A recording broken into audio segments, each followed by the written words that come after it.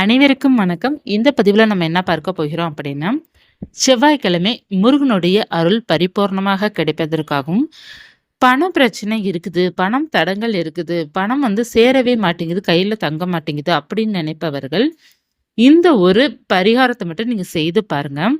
உங்களுடைய எப்படிப்பட்ட பணப்பிரச்சனை இருந்தாலும் சரியாக ஆரம்பிக்கும்.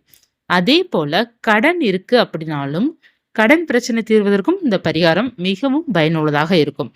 என்ன செய்ய வேண்டும் அப்படின்னா, செவ்வாய்க்கிழமை பொதுவாகவே காலை அல்லது மாலை.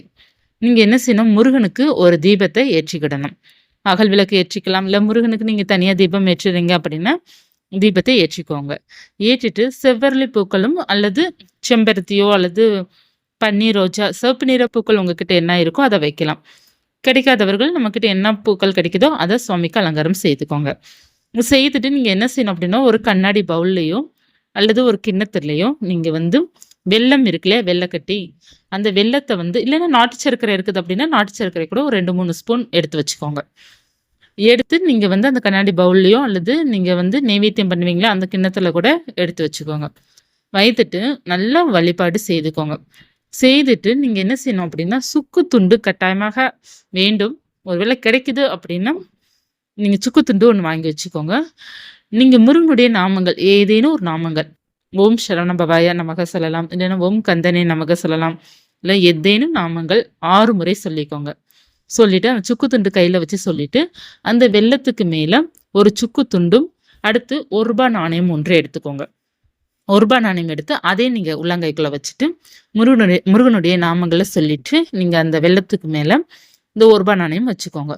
வச்சுட்டு பிரார்த்தனை பண்ணி முடிச்ச பிறகு, நீங்க மறுநாள் காலையிலயோ இல்ல சீக்கிரமா சாமி கும்பிட்டுட்டீங்க அப்படின்னா, இந்த வெல்லத்த எடுத்து நீங்க பறவைகளுக்கோ அல்லது வீட்டு ஓரத்துல, சாலை ஓரத்திலோ இந்த வெல்லத்த எறும்புக்கு தானமாகவோ அல்லது பறவைகளுக்கு தானமாகவோ நீங்க குடுத்துட்டீங்க அப்படின்னாலே, உங்களுக்கு பணம் சேர ஆரம்பிக்கும். அதுல நீங்க வச்சிருக்கிறீங்க இல்லையா? சுக்கு துண்டு ரூ. 1 நாணயம். அத நீங்க எடுத்துறணும்.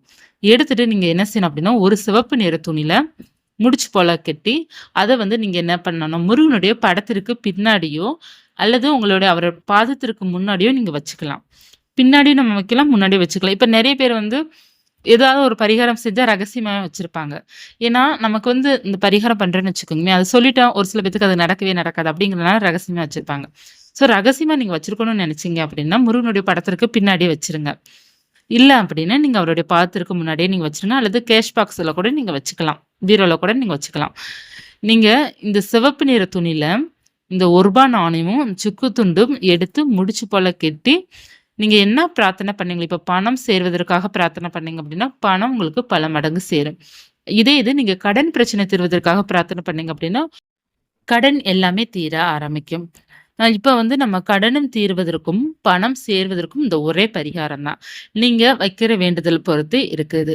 இப்ப எனக்கு பணமும் பிரச்சனை, கடனும் பிரச்சனை அப்படின்னா, கடன் தீர்ந்து பணம் பெருக வேண்டும் அப்படிங்கிறத நீங்க வேண்டிக்கோங்க. கடன் தீர்ந்தாலே பணம் சேர ஆரம்பிக்குங்க. அதனால கடன் தீர்ந்து பணம் பெருகணும் அப்படிங்கிறத முருகன்ட்ட வேண்டிட்டு, இத நீங்க வச்சுடுங்க. இத நீங்க வாரம் செய்து பாருங்க. 1 வாரம் மட்டும் செய்யணும் அப்படிங்கிறது இல்லங்க.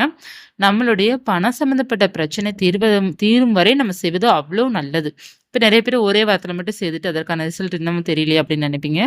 நீங்க தொடர்ந்து நீங்க முயற்சி செய்ய தான் உங்களுக்கு வெற்றி உங்களுக்கு சேரும்.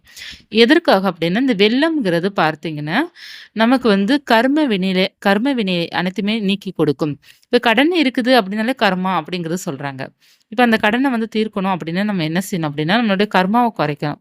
நம்மளுடைய என்ன கர்மாவுன்னே நமக்கு தெரியாது இல்லையா?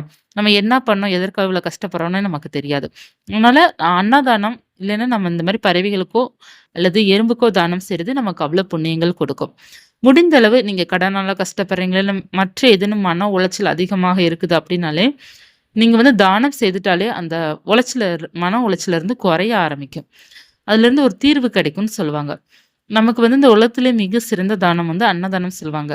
அடுத்தவங்க வயிற நிரப்புறதே நமக்கு அவ்வளோ புண்ணியம் அப்படிங்கிறத சொல்லுவாங்க.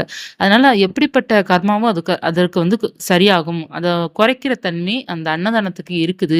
அதனால முடிந்த அளவுக்கு நம்ம தானம், தர்மம் செய்வது அவ்ளோ புண்ணியத்த தரக்கூடியதாக இருக்குது. அதனால நம்ம அன்னதானம் வாங்கி கொடுக்க முடியல, ஒரு சாப்பாடு வாங்கி கொடுக்க முடியல.